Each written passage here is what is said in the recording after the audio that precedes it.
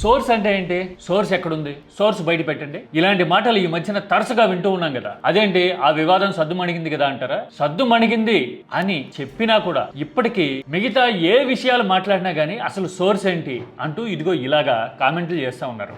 AP సమాధానం చెప్పలేని 2 బ్రహ్మాండమైన క్వశ్చన్స్ నాగేశ్వర్ అడిగారు అని నేను ఒక చిన్న షార్ట్ వీడియో పెట్టాను, మీరు చూసారా?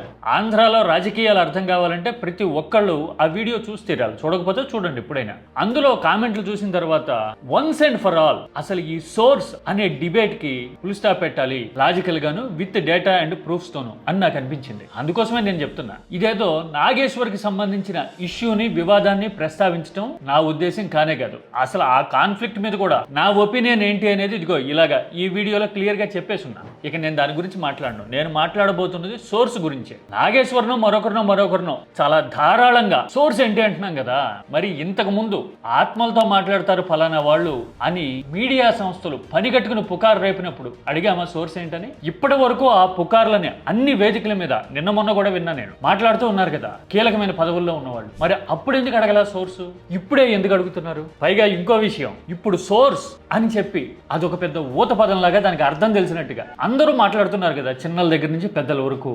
అసలు సోర్స్ అంటే ఏంటో తెలుసుకుందాం. ఆ తర్వాత సోర్స్ అడిగితే టీడీపీకి కొమ్ము కాసే మీడియా ఏం వాదించిందో కూడా నేను ఆధారాలతో సహా వీడియో ప్రూఫ్స్ తో సహా చూపిస్తా. ఇందులో ఒక అగ్రనాయకుడితో నేను పర్సనల్ గా చేసిన సంభాషణకు సంబంధించిన విషయాలు కూడా కోట్ చేయబోతున్నా. ఒకవేళ సోర్స్ డిబేట్ అంటూ వస్తే అలాంటి ఎక్స్పీరియన్స్ ఏం సమాధానం చెప్తుందో మనం చూడబోతున్నాం. ఇది కేవలం ఒక వివాదానికి సంబంధించిన విషయం కాదు, జర్నలిజం క్లాస్ అంతకంటే కాదు. మీడియా మన ఆలోచనల్ని, రాజకీయాన్ని, జీవితాన్ని గుప్పిట పట్టేసి ఆట ఆడిస్తున్న టైంలో సోర్స్ అనే పదానికి ఉన్న వెయిటేజీ, ఇంపార్టెన్స్ తెలియాలి. అసలు మీనింగ్ ఏంటో అర్థం కావాలి మనకి.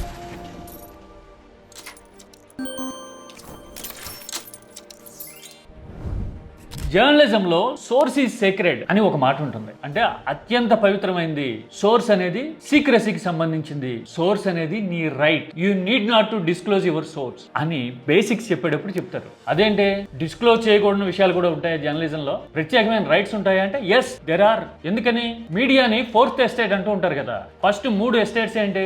లెజిస్లేచర్, అడ్మినిస్ట్రేషన్, జ్యుడిషియరీ కదా. 4th media. ఈ 4 ఎస్టేట్స్ లోను జనం జీవితాలు, సంప్రదాయాలు, విశ్వాసాలకు సంబంధించి కొన్ని కన్వెన్షనల్ ప్రిన్సిపల్స్ అండ్ ప్రాక్టీసెస్ ఉంటాయి. ఇప్పుడు సపోజ్ లానే తీసుకోండి. అమెరికాలో ఒకలా, ఇండియాలో మరోలా, యూరోప్ లో ఇంకోలా ఉండే అవకాశాలు ఉంటాయి కదా. ఇప్పుడు సపోజ్ కొంత ఆశ్చర్యకరంగాను ఆసక్తికరంగాను ఉండే కొన్ని క్లాజెస్ ఉంటాయి. ఆత్మరక్షణ కోసం రివోల్ట్ అవటం, తిప్పికొట్టడం తప్పు కాదు అని మాట్లాడుతుంటారు కదా. అంటే సహజమైన రైట్స్ ని కాపాడాలి ఒక వ్యక్తి ఇండివిజువాలిటీకి సంబంధించి అన్నప్పుడు ఇలాంటివి వస్తాయి సహజంగా. అలాంటి రూల్సే జ్యుడిషియరీలోను, లెజిస్లేచర్ లోను, బ్యూరోక్రసీలోను ఉంటాయి. అఫ్ కోర్స్ మీడియాలో కూడా ఉండి తీరుతాయి. అసలు ఈ సోర్స్ అనే మాటకి అర్థమేంటి? What is the meaning of source? నీకు ఏదైనా కావచ్చు. నువ్వు అఫీషియల్ డాక్యుమెంట్ చూపించలేనప్పుడు, ఆధారాన్ని క్లెయిమ్ చేయలేనప్పుడు, సంప్రదాయాలు, సైకలాజికల్ ఆస్పెక్ట్స్, మనస్తత్వాలు, చుట్టుపక్కల పరిస్థితులు కోయిన్సైడ్ అయ్యే ఆధారాలని కోడ్ చేయడాన్ని ఒక రకంగా సోర్స్ అనుకోవచ్చు. ఇప్పుడు సపోజ్ ఒక రహస్య రాజకీయ సమావేశం జరుగుతోంది అనుకోండి. ఆ రహస్య సమావేశంలో పాల్గొన్న నాయకుడికి సంబంధించిన డ్రైవరో, సన్నిహితుడో ఎవరైనా సోర్స్ కావచ్చు. ఓ పార్టీకి సంబంధించి కీలకమైన నాయకులు, ముఖ్య నేతతో సమావేశం అవుతున్నారు అనుకోండి. అందులో ఏ నాయకుడైనా సరే సోర్స్ అవ్వచ్చు. ఫోన్ ఆన్ చేసి పెట్టడమో, బయటకు వచ్చి లీక్ ఇవ్వడమో చేయొచ్చు. ఇలా ప్రతి విషయంలోనూ అయ్యేందుకు అవకాశం ఉంటుంది. ఇలాంటప్పుడు సోర్స్ అనే దాన్ని కోట్ చేయగలమా, క్వశ్చన్ చేయగలమా? లేదు. కాకపోతే మీడియా మీద ఎదురుదాడి చేయాలి, నోరు మూయించాలి అనుకున్నప్పుడు మీడియానైనా జర్నలిస్టులైనా కానీ సోర్స్ ఏంటి అని అడగటం ఇప్పుడు కాదు, అనాదిగా ఉంది మన పునాదుల్లోనే. మీకు తెలుసా, స్వతంత్రోద్యమం జరుగుతున్నప్పుడు అప్పట్లో యంగ్ ఇండియన్, హరిజన్, కేసరి లాంటి పత్రికలు ఉండేవి. బ్రిటిష్ అధినాయకత్వం సమావేశమై ఇండియాలో పెరుగుతున్న ఫ్రీడమ్ మూవ్మెంట్ ని ఎలా కర్బ్ చేయాలి, కొత్త పనులు ఎలా వేయాలి, కొత్తగా ఎలా అణిచిపెట్టవచ్చు అనే విషయాల మీద చర్చించింది అనుకోండి. ఆ పత్రికల్లో బ్యానర్ రాసేవాళ్ళు. బ్యానర్ రాస్తే బ్రిటిష్ అధికారులు వెంటనే అడిగేవాళ్ళు, మీ సోర్స్ ఏంటి చెప్పండి, తాట తీస్తామని కేసులు పెట్టేవాళ్ళు. సోర్స్ చెప్పడానికి ఏముంటుంది? ఆ సమావేశంలో పాల్గొన్న వాళ్ళే చెప్పుంటారు. అది మీడియా బాధ్యత కాబట్టి రాసి ఉంటుంది. అంతే తప్ప బ్రిటిష్ అధికారులు సమావేశం అయ్యారు, ఇన్ని బిస్కెట్లు తిన్నారు, ఇన్ని చాయలు తాగారు అని రాయడం కాదు కదా న్యూస్. మీడియా బాధ్యత ఏంటి? కర్తవ్యం ఏంటి? వాళ్ళు దేని గురించి మాట్లాడుకున్నారో అది ప్రజలకు సంబంధించిన విషయం అయినప్పుడు దాని గురించి మాట్లాడడం. ఇది బ్రిటిష్ ఎగ్జాంపుల్ అనుకుంటారేమో. ఇక్కడ బ్రిటిషా అమెరికానా అనే దానికంటే కూడా అధికారం అనేది పాయింట్. అధికారానికి నచ్చనప్పుడు ఇలాగా క్వశ్చన్ చేయడం అనే ఆనవాయితీ సంప్రదాయం అప్పుడు ఉంది, ఎప్పుడు ఉంటుంది. ఆఫ్టర్ ఆల్ మంది వెస్ట్ మినిస్టర్ ప్రాక్టీస్ అంటాం కదా, పొలిటికల్ స్ట్రక్చర్ సెటప్ అంతా. అలాగా కొన్ని నిర్మాణాత్మకమైన విషయాలతో పాటు ఇలాంటి అవలక్షణాలనండి ఇంకేవైనానండి అవి కూడా వారసత్వంగా వచ్చినాయి మనకి. అందుకోసమే సమాధానం చెప్పలేని సవాళ్ళు క్వశ్చన్స్ ఎదురైనప్పుడు సోర్స్ ఏంటి అని అడుగుతూ ఉన్నారు. మరి సోర్స్ మీడియా అన్నిసార్లు చెప్తుందా? నేను ఒక సందర్భాన్ని కోట్ చేశా కదా, ఫలానా నాయకుడు అర్ధరాత్రి పూట తండ్రి ఆత్మతో మాట్లాడతాట, ఆ విషయాన్ని ఆయన అధికారులకి చెప్పాట, ఆ అధికారులు సన్నిహితులకి చెప్తే ఒక ఆయనకి తెలిసిందిట. ఆయన ఓపెన్ గా క్లెయిమ్ చేశాడు, ఎవరి మీద అయితే ఈ పుకారు పుట్టించారో ఆయన ముఖ్యమంత్రి స్థానంలో ఉన్నాడు. మరి సోర్స్ ఏంటి అని అడగాల, నిలదీయాలా? ఇప్పుడు ఎదురుదాడి చేస్తున్నట్టుగా చేసి ఉండాలి కదా, మరి అప్పుడు వాళ్ళు ఎందుకో చేయలే. అందుకోసమే ఇప్పటికీ ఆ పుకారు తిరుగుతూ ఉంటుంది. ఆత్మలతో మాట్లాడతాడు అని కీలక స్థానాల్లో ఉన్న వాళ్ళు కూడా జస్ట్ లైక్ దట్ అన్నట్టుగా ఆరోపణలు చేసేస్తుంటారు, అదేదో నిజం అన్నట్టుగా. ఇది ఒక ఎగ్జాంపుల్ మాత్రమే. ఇలాంటి ఎగ్జాంపుల్స్ పుకార్లు ప్రతి ఆదివారం పుడుతూనే ఉంటాయి. వీకెండ్ లో వచ్చే ఇలాంటి పుకార్లు వీక్ అంతా రాజకీయ ఆర్గ్యుమెంట్ గా మారిపోయి ఒక సెక్షన్ ఆఫ్ పీపుల్ ని, కొన్ని కమ్యూనిటీస్ ని ఇదే నిజం అని నమ్మించేంతగా భ్రమలు కల్పిస్తా ఉంది మన మీడియా. మరి అప్పుడు అడిగారా సోర్స్ ఏంటని?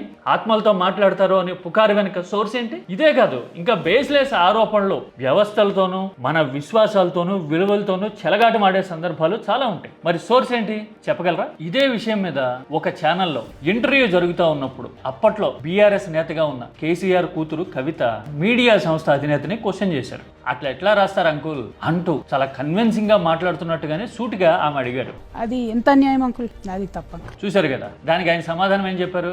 అదే జర్నలిజం అంటే. ఇలాగా మేము జర్నలిస్టులు, మాకు సోర్స్ ఉంటుంది అన్నారు కదా. ఈ కాన్వర్సేషన్ ఇక్కడతో అయిపోలే, ఇంకా కంటిన్యూ అయ్యింది. కంటిన్యూ అయితే ఏం చెప్పారు? కేసీఆర్ ఏమన్నాడు నాకు తెలుసు.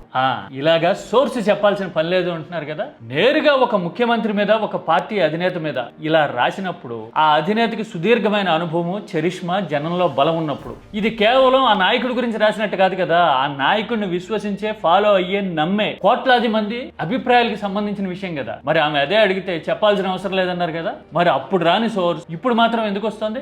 కారణం ఏంటి? అంటే మనకి నచ్చితే హాయిగా ఉంటుంది, రాజకీయంగా కలిసి వస్తుంది అనుకుంటే మనం సోర్స్ అడగం. అదే మనకి సవాల్ అయిపోతుంది అనుకుంటే సోర్స్ అడుగుతామా? మరి ఈ సోర్స్ డిబేట్ కి కన్క్లూజన్ ఎప్పుడు వస్తుంది? సోర్స్ అని క్లెయిమ్ చేసిన విషయం నిజమా కాదా ఎప్పుడు తెలుస్తుంది? ఇప్పుడంటే పవన్ కళ్యాణ్ మళ్ళీ టీడీపీతో పొత్తు కలిపారు కాబట్టి అంతా సవ్యంగా జరగాలి అని కోరుకుంటున్నారు కాబట్టి ఇప్పుడు ఎలాంటి పొరపచ్చాలు లేనట్టుగా మాట్లాడుతూ ఉన్నారు. రెండు పార్టీలు కలిసి ఎదురుదాడి చేస్తా ఉన్నాయి రాజకీయ ప్రత్యర్థుల మీద. మరి ఇదే పవన్ కళ్యాణ్ టీడీపీతో విభేదించినప్పుడు ఎలాంటి ఎలిగేషన్స్ చేశారు? టీడీపీని సమర్థించే మీడియా మీద గానీ, టీడీపీ నాయకత్వం ధోరణి మీద గానీ, తన వ్యక్తిత్వం మీద, తన కుటుంబ సభ్యుల మీద దాడి చేసేస్తున్నారు అంటూ ఆరోపణలు చేశారు కదా. 2018లో రెండు రాష్ట్రాలు ఇలాంటి ఉదంతాలు చాలానే చూసినాయి కదా. మరి దీనికి సోర్స్ ఏంటి అని చూపించాలంటే పవన్ కళ్యాణ్ ఏం చూపించగలుగుతారు? పత్రికా భాషలో చెప్పాలంటే సోర్స్ అంటే బొగట్ట. బొగట్ట అంటే పొగొట్టం కాదు, బొగట్ట అంటే సమాచారం, సోర్స్, తెలియవచ్చిన విషయం అని అర్థం. మరి ఇలాంటి బొగట్టాలని ప్రచారం చేసి, ఆరోపణలు చేసి, ఎదురుదాడి చేసిన చరిత్ర ఉన్నప్పుడు ఇప్పుడు మాత్రం చాలా మంది ఇలాంటి రాజకీయం నడవటం చూస్తుంటాం. ఇలా ఎదురుదాడి చేయడం మనకు కనపడి ఉంటుంది. అప్పుడు మరి ఎందుకని ఈ సోర్స్ ఏంటి అనే మాట వాళ్ళ అడగల?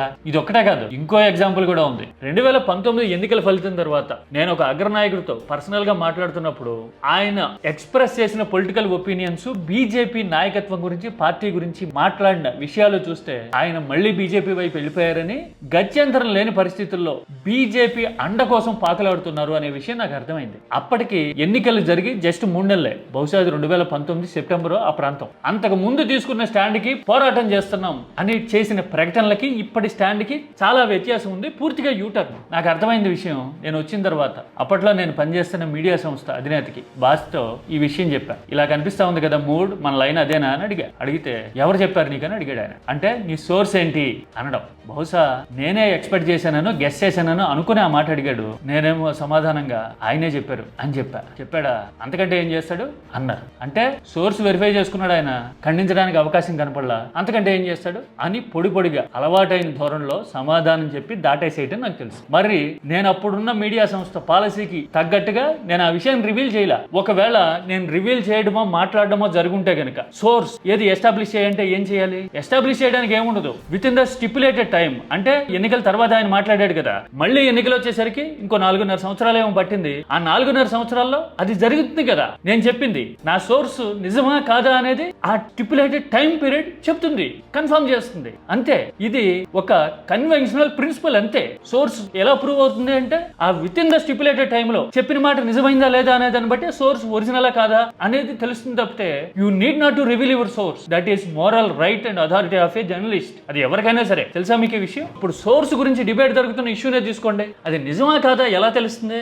ఇంకా 3 ఏళ్ళు అధికార కాలం ఉంది కదా, ఆ 3 ఏళ్ళు అధికార కాలంలో ఆయన క్లెయిమ్ చేసిన విషయం గనక జరిగితే, ఆ విషయంలో ఆయన మెన్షన్ చేసిన పాయింట్లకి టెక్నికాలిటీస్ కి తగ్గట్టుగా మొమెంటం వస్తే గనక, అడుగు పడితే గనక, అరెస్ట్ లాంటివి జరిగితే గనక ఖచ్చితంగా ఆయన చెప్పింది కరెక్టే అని అనుకోవాలి. ఆ విషయం తెలియాలంటే 3 ఏళ్ళు టైం పడుతుంది. అంతే. మరి రాజకీయం అన్న తర్వాత సోర్స్ అనేది నువ్వు క్లెయిమ్ చేసిన టైంని బట్టి ఆ టైం పీరియడ్ ఎప్పుడు కంప్లీట్ అవుతుంది అనే దాని వరకు వెయిట్ చేస్తేనే ఎస్టాబ్లిష్ అవుతుంది. రాజకీయం అంటేనే అంతేనే కదా, ఆలోచనలు బట్టి వ్యూహాలను బట్టి సాగుతుంది. రాజకీయం అనేది నేను ఇంతకు ముందు చెప్పినట్టుగా కెమిస్ట్రీ ల్యాబ్ లో ప్రూవ్ చేసే ఈక్వేషన్ కాదు, కాంక్రీట్ గా సిమెంట్ వేసి పిల్లర్లు పోసే మెటీరియాలిటీ ఉన్న సబ్జెక్ట్ కాదు. థాట్ ప్రాసెస్, ఆలోచన, వ్యూహం. ఆ వ్యూహాల్ని వాస్తవిక దృక్పథం ఉండి చుట్టుపక్కల పరిస్థితిని అర్థం చేసుకుని కనెక్ట్ చేయగలిగిన జర్నలిస్టిక్ సెన్స్ ఉన్న, ఎబిలిటీ ఉన్న, క్వాలిఫైడ్ పర్సనాలిటీస్ ఎవరైనా సరే క్లెయిమ్ చేయొచ్చు సోర్స్ అని. నువ్వు వన్స్ క్లెయిమ్ చేసిన తర్వాత సోర్స్ చూపించు అంటే చూపించాల్సిన అవసరంలా. ఎందుకంటే 4th ఎస్టేట్ అని చెప్పా కదా, సహజంగా వచ్చిన రైట్ అది మీడియాకి. మరి అది నిజమా కాదా అనేది, శాంక్టిటీ ఎంత అనేది ఆ స్టిపులేటెడ్ టైం.